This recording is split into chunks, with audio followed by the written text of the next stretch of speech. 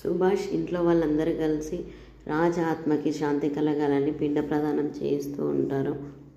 ఇంతలో అక్కడికైతే కావ్య వచ్చి ఆపండి అంటూ ఉంటుంది.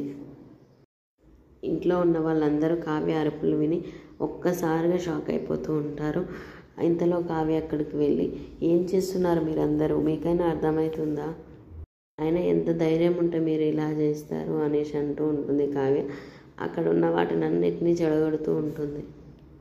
చూసిన ఇంట్లో వాళ్ళందరూ అయితే ఒక్కసారిగా షాక్ అయిపోతూ చూస్తూ ఉంటారు. ఏం చేస్తున్నావు కావ్య, ఎందుకు ఇలా చేస్తున్నావు అని ఇంట్లో ఉన్న వాళ్ళైతే అడుగుతూ ఉంటారు.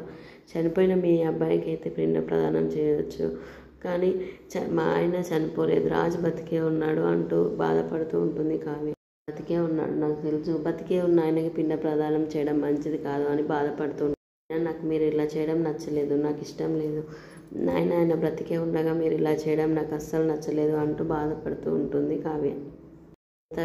చూసి అందరు షాక్ అయి చూస్తూ ఉంటారు. నేను బతికే ఉన్నాడు, మా ఆయన బతికే ఉన్నాడని చెప్తే మీ అందరికీ ఏం అర్థమవుతలేదు ఎందుకని బాధపడుతూ ఉంటుంది.